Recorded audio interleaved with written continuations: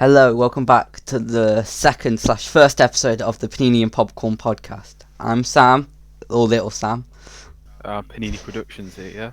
Y- I'm Noah. Yeah. Today, we're going to talk about a couple of stuff. First off, I want to talk about the Peacemaker final, which came out today, this morning. And James Gunn was hyping it up like it's going to be this big final. It wasn't that big. The main thing was the story wrapped up the last episode, and then this episode was mainly finishing up the character arcs and just setting up Man of Tomorrow. So it kind of felt felt underwhelming in that part, but I mean, obviously I haven't seen it, but I've obviously got an opinion. So do you want to know what happens? Because you might need to know it for Man of Tomorrow, because that sets up DCU and stuff. Is Superman in it? No, Superman isn't in it. Oh. There's not really any cameos in the last episode. What happens then? So, do you know Rick Flag from Superman? Yeah. Yeah, basically, he gets Peacemaker's dimensional portal and then finds this new inhabitable world, and his plan is to send all the metahumans there and make it so they can't escape again, so it's kind of like a prison. And at the end, he sends Peacemaker there. Why is he doing that, though? Because he doesn't like metahumans. I swear he does in Superman, though. No, Superman, he has a small grudge against them. But they're literally friends in the Superman movie. Yeah, they are, bro. They're literally like best friends. They are not best friends in Superman. Yeah, they are, bro. He literally saves his ass at the end of Superman. Rick Flag doesn't. Yeah, he does. What does he do? Doesn't he like stop Lex Luthor or something? No. Like, stop him from Yeah, he does. I've seen that film. Yeah, I swear he does something like that. No. Like he breaks Lex Luthor's balls or something. No, that's Crypto. Not literally, like metaphorically breaks his balls. But I swear he does something like that though. No. Okay. He says at the end, one of his co-workers, they're like him and like the co-worker, they're both annoyed because metahumans are in control of the world. That's what he says at the end of Superman. You must have watched a different film to me then. I don't know what you're thinking of. I don't remember any of that. But you remember Rick Flag defeating Lex Luthor at the end of Superman. No, not defeat. Right. You're making it seem like I'm not saying he's like actually fighting Lex Luthor. I'm just saying that like I don't know what you. He like tells him. He tells him off, innit? He bollocks him. You know what I'm saying? No. In Peacemaker, he goes to Lex Luthor and actually he works with Lex Luthor in Peacemaker. Okay, are we even thinking about the same character? Who do you think Rick Flag is? It's the same actor that played Crossbones in Civil War, right? I believe he's in Civil War, yeah. Okay, yeah, we're thinking about the same person then, and I don't know what you're on about. Yeah, in Peacemaker, my Rick Flag would never do that. Never do that. In Peacemaker, he works with Lex Luthor. Wait, is Lex Luthor in it? Lex Luthor is in episode 6, yeah. What? Yeah, and they work together to help with this portal. And James Gunn has said this is very important for the future of DC. If he says so, then. And yeah, I don't know. I felt a bit underwhelmed with the ending. It was a good episode because I think Adebayo's the actor's acting in it was very good. But I felt like it was an hour for the sake of an hour. You know, to be like, oh look, this is double the length of a normal episode. Type. Fair enough. I mean, I'm probably not gonna watch it. I'm gonna be completely honest with you. No, you're not a fan of Peacemaker? It's alright. I like the Suicide Squad, the film. That's really good. I think I've watched half of that. I don't know why I stopped watching it, but the James Gunn one. Yeah, I've watched half of it. I forgot why I stopped watching it. It's such a good film, man. It's like. But I do want to finish it. So I do want to finish it. It's one of the best DC movies. It's like up there. What you said you had thoughts on Peacemaker? Do you know? I thought so that like I don't really care. You don't care, fair. That's my opinion. I mean, I care. I've seen clips from it, like the funny clips of like Vigilante and whatever. Yeah. Like that looks kind of funny, but like I'm just kind of busy right now. I'm gonna be completely honest. Like I don't know if I've got time to watch that. Fair. I So mean, I probably could watch it, and I might watch it at some point, but like, it's not really top of my list. you might watch it maybe before the Man of Tomorrow. So I mean, when does that come out? that's 2027. Yeah, got a bit of time then. Yeah. Might watch it. Well, next If I want to. let's move to the main part of this episode, Mission Impossible: The Final Reckoning. Right. So now Noah is a big fan of Mission Impossible. That's putting it lightly. I love Mission Impossible. Yes, I've only seen this one and the one before it, so I wouldn't class myself a fan of Mission Impossible. But Yeah, how you talking, bro? How you actually talking? I liked this I liked this one. I don't think it's perfect, but I did like it. But Noah doesn't really like this one. I'm just getting my review of it up. Uh. To be honest, yeah, the more and more I think about it, like the more I hate this film. Yeah. Well, I'll let you go first because you've got a whole review listed. I don't. Yeah, well, let's get my phone out and just might as well read it off my phone. Basically, right. I'm like the biggest Mission Impossible fan. I've seen every single Mission Impossible film like multiple times. I've rewatched them like 4 or 5 times, and I was so excited for this film. And I mean, we went to see the last one, didn't we? Yeah, we The saw it one in the before cinema. this. Yeah. Yeah, we really like that. I still really like that. Yeah, film. that's a It's good one. definitely like one of the weaker. It's one of the weaker ones, but it's definitely a good film. But a lot of it was like depending on how good this film was going to be. And to be completely honest with you, I'm just so disappointed with it. Like I feel it's so weird because like it's made by the same people that made like Mission Impossible Fallout and like Rogue Nation, which are like 2 of the best films. Yeah, it's the same director. And like yeah, same director that wrote and directed them, and he made like the best ones.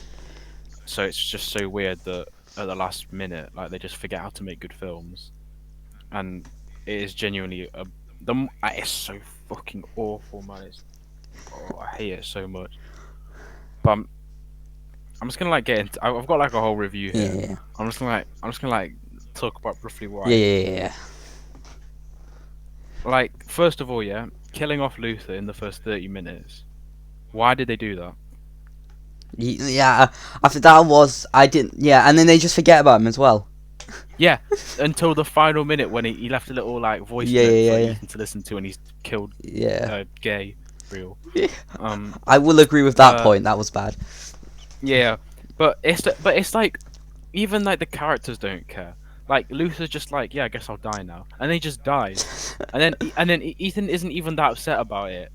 Like Luther is the only character other than Ethan Hunt that's been in every single Mission Impossible film. Like even like Ghost Protocol, where he was only in it for like 5 minutes, but he's been in every single one, and then he just dies in like the first 30 minutes, and no one cares. Like not even he cares that he's died.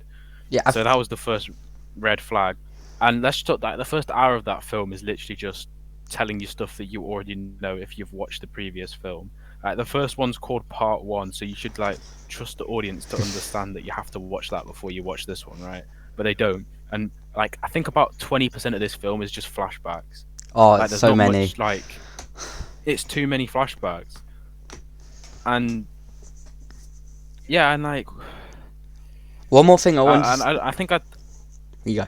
Go on. No, you go. I was gonna say one thing on Luther.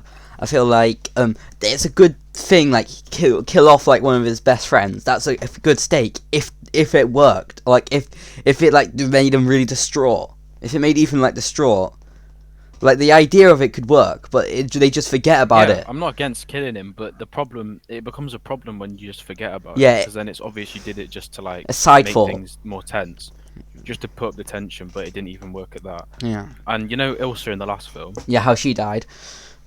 She isn't mentioned once in this whole film.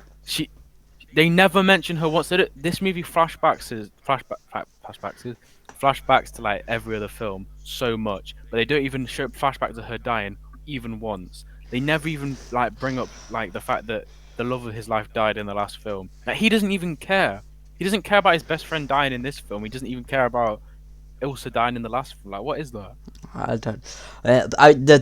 Her death was definitely better than Luther's death. Yeah, because at least they were a little bit sad. Yeah, and I Even felt though like the like they just tension, forgot about it by the next film. because like it was between two people, wasn't it, that was gonna die. Yeah, and like all I wanted was like one little mention of like the fact that the love of his life had died, but I guess that's too much to ask for. Um, and let's talk about Gabriel for a minute, right? Oh my What was god, the his point? death. But he was barely in the film. He's literally in the film for like 20 minutes at the most. I think the point of him in the movie is so Ethan can do the plane stunt. It is for the plane stunt. He's there for the But plane why did stunt. why did they spend like the last movie setting him up as such an important character if you're just gonna kill him? Because I think they didn't write them simultaneously. I felt like they wrote the first one, and then they wrote the second one a lot later. Yeah. So it's like, Also, and they like, forgot to look back. do you remember that flashback where it showed him killing that woman that made Ethan join the IMF? No, I don't remember that single flashback. Sorry. I think they flashed back to it in this one as well, where like it showed young Gabriel and young Oh, Ethan that and one. he Oh yeah, yeah, kills. yeah, yeah, yeah. First of all, yeah, who was that woman? That was never explained. Why would you set that up if you're not going to explain it? And why it was never actually explained why Ethan joined the IMF. Like they were hinting in the last movie, they were hinting so much at explaining like why he actually joined, and then they just never bring it up. I thought that was already explained in an older movie. Like, No, yeah, from no, because I haven't seen the other ones. I thought that was all. I thought that in the previous movie and this one, that was a flashback to an older movie. I didn't know it was a new seed. that is literally the first time that has ever been brought up. They've never talked about his like origins before that. Like, why? Why are they doing that? Who knows?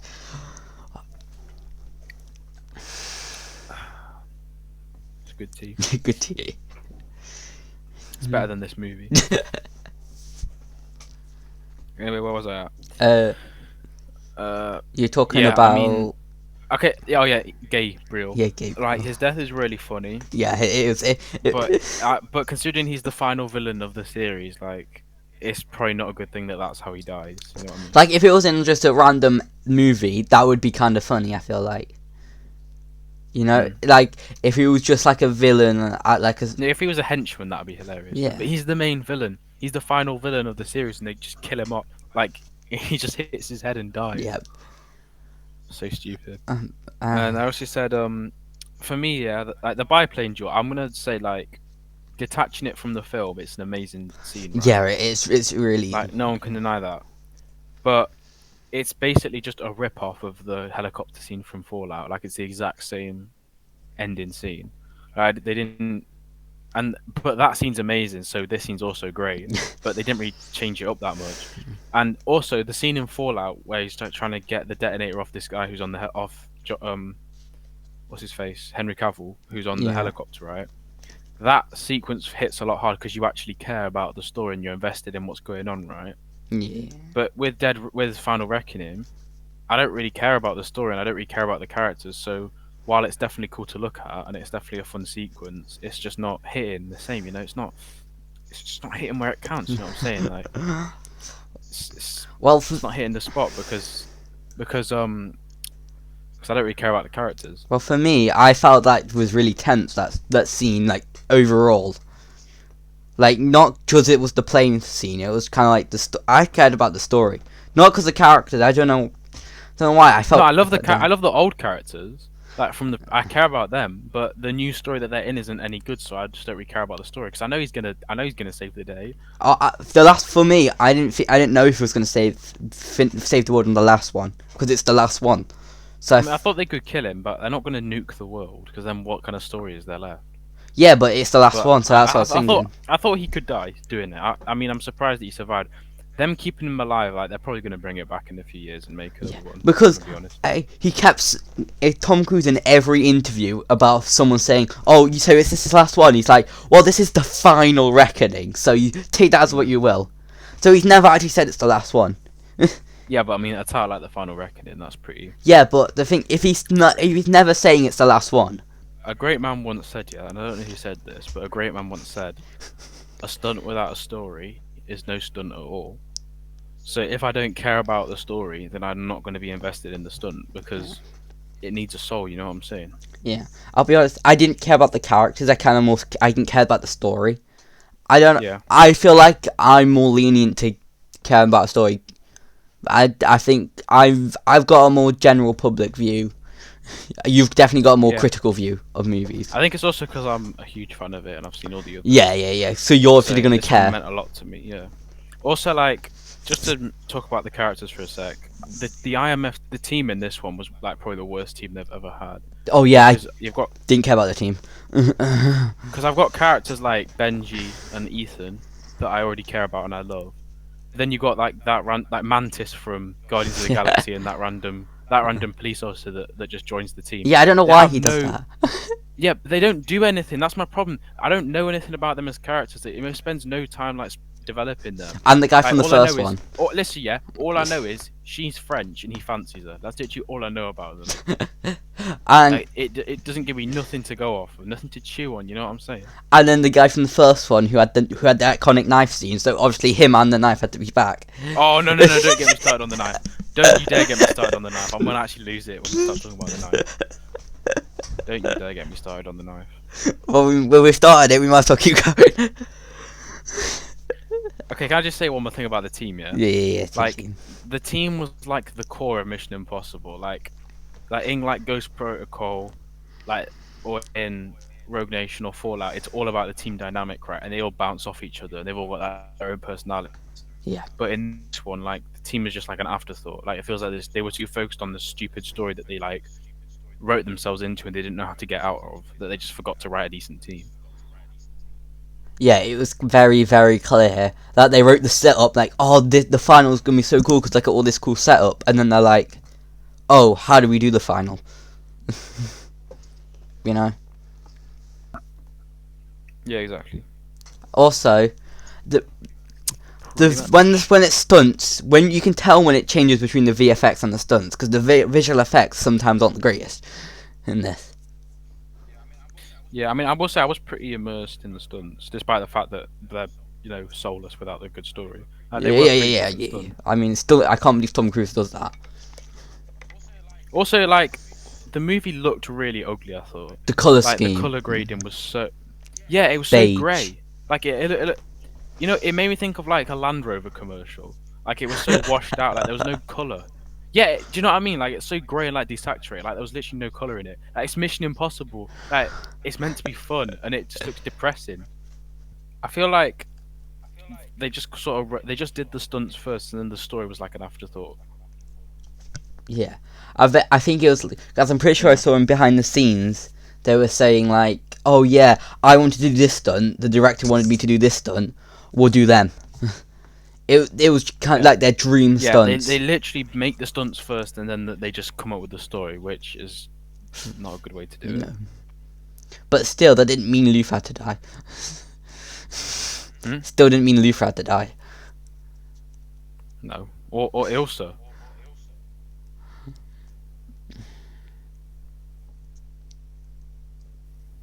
Yeah.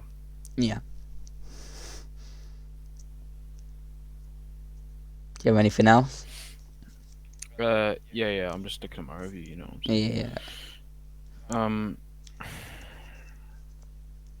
Yeah, like, they're just like, because the other ones, like, they weren't like Mission Impossible was like best known for the stunts, right? But they weren't about the stunts. Like, because for me, like, one of my favorite things about it was the story, because they were always like so well written and like so well put together. Like, I was there for the story as well as just as much as I was there for the stunts. Like, it was so engaging. But this one just completely forgot to actually write a decent story, and it was just all about these stunts. And I want to say as well, the submarine stunt, I liked it, but I felt it went on for a bit too long, and like, because you knew he was going to survive that one because you knew there was another one coming. Yeah, like, it was impressive. At the same time, I just felt it went on for a bit too long. I was like, I'm just watching a guy swimming underwater now.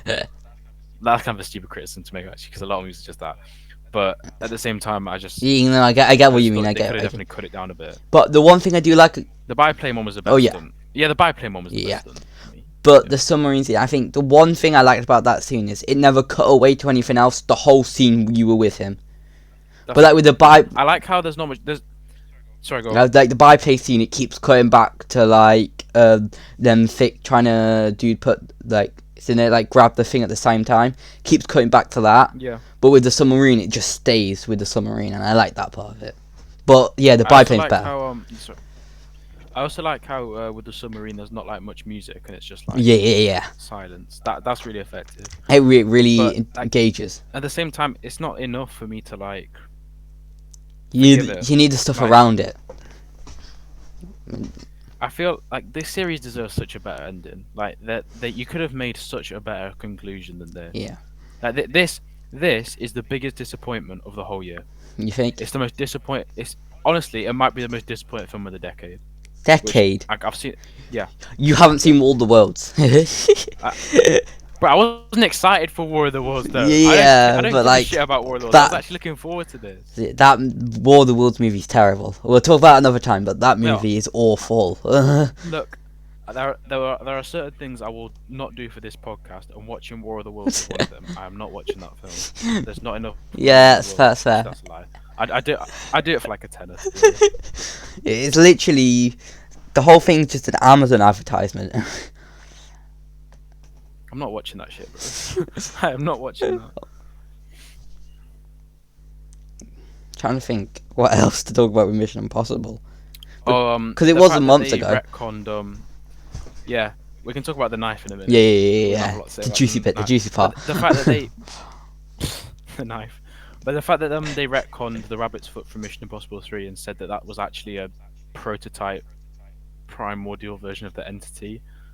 That's the most stupid thing ever. Like they're just trying to like tie it all together, like when it doesn't need it and it doesn't make any sense. Because that literally had a biohazard sticker on it. That film annoys me with the fact that we never knew what that was. But there's no way it should have been the entity, and it was just so clearly done to like try and make it seem like Yeah, or they it's had a like, plan all along, oh, it's like, you know? oh yeah, look, I know that.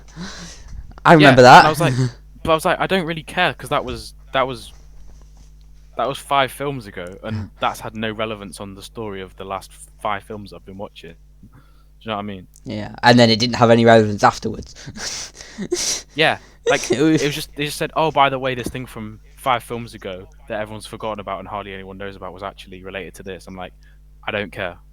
Like it's not important, and it's just pissing me off, right? Because that film's a way better film than Final Reckoning, and they're just like trying to just leave it.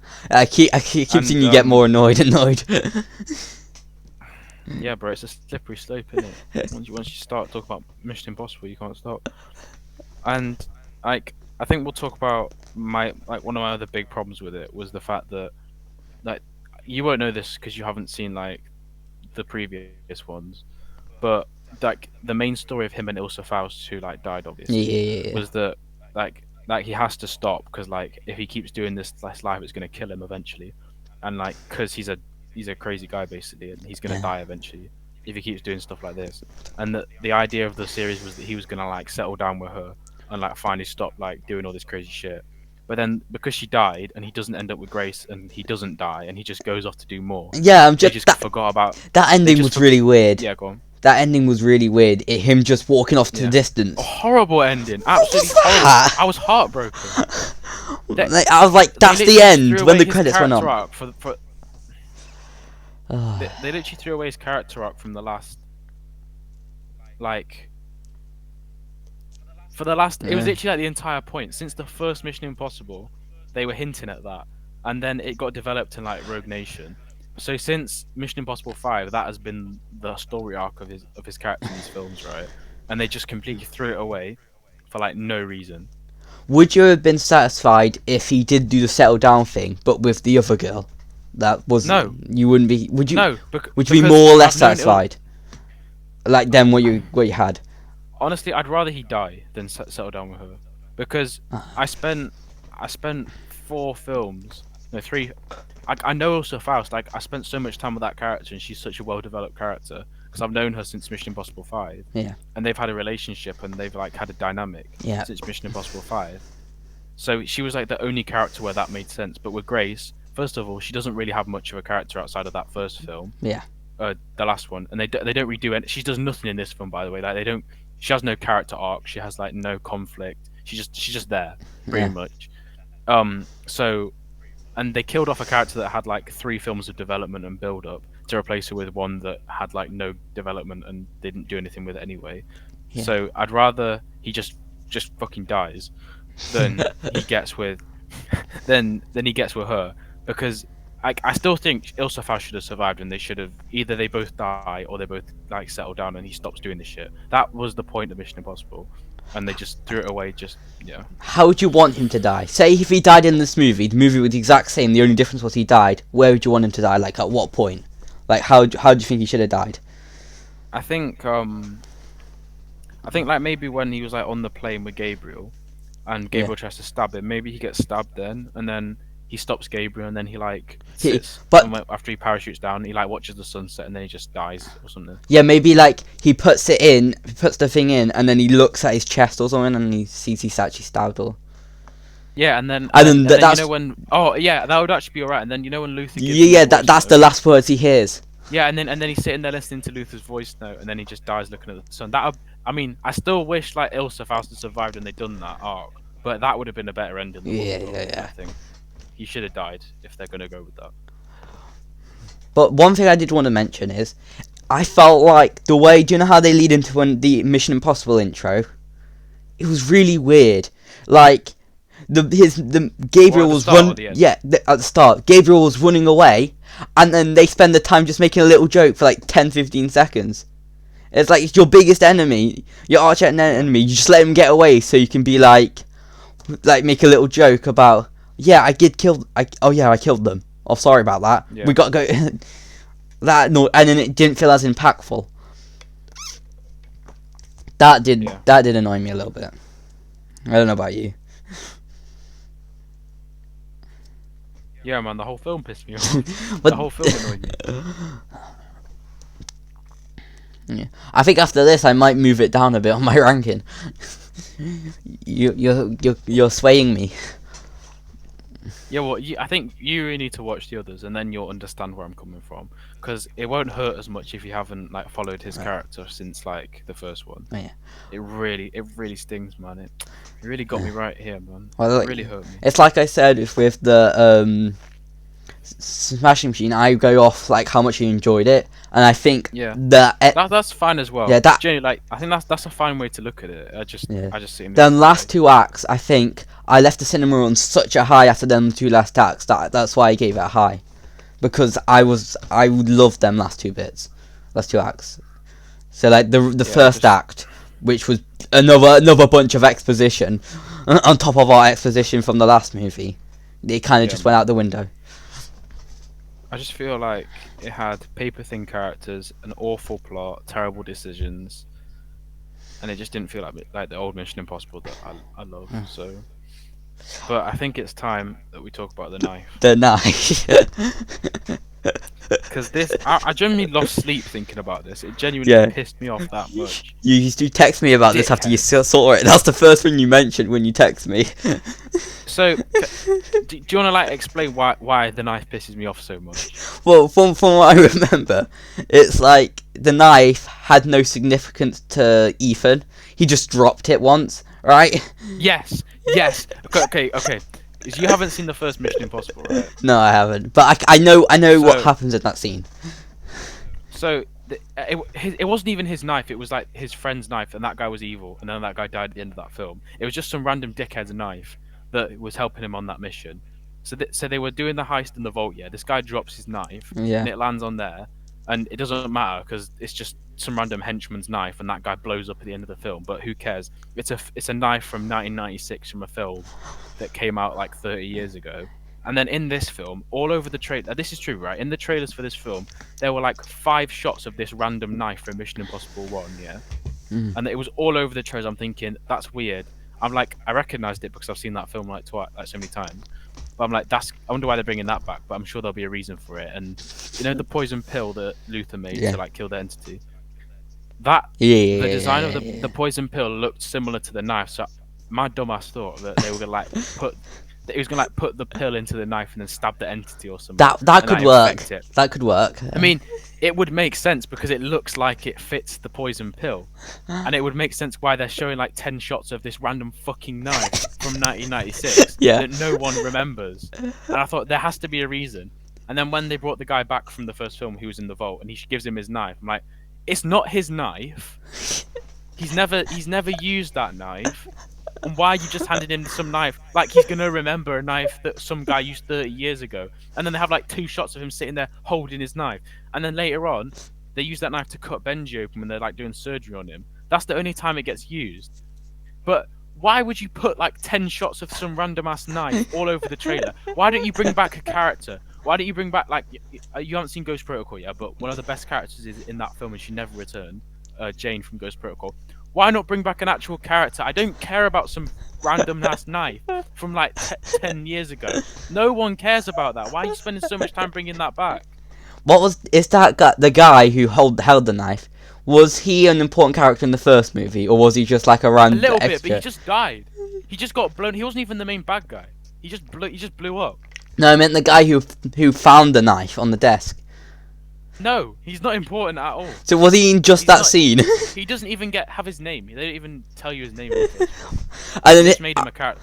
and then this last one, oh, I lost my job because of the knife, so now I'm really sad. But he's not sad because he's got. Yeah, but he's not sad because he's got a wife, and then Yeah, I don't mind them like bringing him back and making him a character. Actually, no, I do mind actually because they've literally got 2 people on the team that we don't know. Why don't you spend time developing the characters that are actually on the team and making them into characters instead of developing some random guy from 30 years ago that no one remembers except diehard fans that have watched that film? And why do you bring back some random ass knife that no one who like? I bet even if you got my dad, yeah, if you dragged my father into this room and asked him, he's seen that film, yeah, he's seen Mission Impossible. If you asked him, do you recognise this knife? He'd say no because a normal person isn't going to recognise that, and a normal person frankly doesn't care. Bring back a character that I actually give a shit about instead of this random ass fucking knife. And I'm getting so triggered over the knife, but it's so weird. Like, it's in all the trailers, and they spend so much time focusing on this random. It's not even a cool knife; it's just a knife. Like, I'm losing my mind over this, man. I'm actually losing my mind. oh my god. But the one thing I didn't get is, didn't they say someone had to stay behind to just to stop the bomb, right? How did they make it out? I honestly. like, I swear, like they're like when I grab this, you better run. But I thought like you had to stay there to defuse it. I didn't realize you had time to run. And then why did 3 people stay? Literally, they're like, "Oh yeah, we need to help defuse. Me and my wife will stay defuse the bomb. Oh, I'll stay too. Why are you staying?" See, here the problem is I don't care about any of these characters. I don't care about them. That's the problem. Yeah, man, but You I'm get me so angry now. yeah, I know. Thank you. I'm glad you're seeing things from my perspective. So, It's like, what would you rate it out of 10 now then? oh, Now that we've had originally I had it at a 9 out of 10. I've got to look at my letterbox, honestly. I'd probably either top of 7 or bottom of 8 out of 10. I think. What, for Mission Impossible? Yeah. It's for me, it'd be in between Warfare and Henry Danger the movie on my list. That's still too high. That's still way too high. But I know you love your movies more. I mean, not like that, but I know you like are way more like. Yeah. But honestly, I originally had the. I'm gonna lower my score again. I think I'm gonna give it like a 3 out of 10. Really? It's a 3 out of 10 film. It's so bad, man. It's so frustrating. Like, it makes me angry. We done with Mission Impossible now? I think we might be. Yeah. And it shouldn't have ended like this, man. There should have been a better ending to it than this, but that's what we got. Yeah, so, well, yeah. the last thing I want to talk about is Tron Ares. It's coming out today. Well, I haven't seen Tron. I'm guessing you haven't seen Tron Ares. What do you think? No. Have you seen the original too? I think I saw Tron Legacy when I was. I haven't seen Legacy. I think my dad's seen it actually. Do you like? Should I get him on the podcast? No, it's fine. Do you remember liking it? I think I sort of liked it. They got the cool motorbikes. That's what I remember. Do you have any thoughts on Tron Ares? It's got Jared Leto in it, and he's a dickhead. Look, I don't want to say stuff on here because yeah, then maybe don't. Maybe don't. I don't want to get assassinated, and I don't want to like mark myself, like put myself in any murder list. So I'm just gonna leave it and say he's a dickhead. Leave. Weird. Yeah, just leave it. Yeah, just don't kill me, please. But do you have any thoughts on Tron Ares, like other It than looks Jared fine. Leto? Like it looks decent, but it kind of gets ruined seeing his ugly mug face in it. That's my problem with it. Yeah. But yeah, I mean, I like Tron. Like, I'm sure it'll be fine in spite of him, but it's not going to be good because of him. Yeah. You know what I mean? I feel like the main action scene in all the trailers, it just feels like it's going to be a lot of talking and then a final action scene. That's what the trailers look like. It's hyping it up. Like, I don't know. It feels like it could be like it could be very interesting, but then also it could be very boring. I feel like the trailers paint it could go one or two ways. Mhm. But the reviews have come out about it. Like, loads of critics saw it early. This is just the average of what most people say. The story is very messy. You do not care about any of the characters. It's all the like nostalgia bait is terrible, and it's all about the first one. It's no nostalgia about the second movie. The soundtrack, I've heard a lot of people say they love the soundtrack, but I've also heard some people saying it gets very annoying. Okay. But the one thing that everyone says is it's very visually stunning. It looks very good. Oh yeah. Well, shout out to Tron. Tron, yeah. Thanks for watching the Oscars. Not Oscars, the Panini and Popcorn podcast. You know, watch some movies. Stay frosty. Stay frosty. It's a Call of Duty reference. Yeah, stay frosty. Grab your balls, give them a twist. Yeah, that's what I gotta say to the world. Oh, yeah. Well, should we just sign out then? Yeah, well, see you in the next one. bye.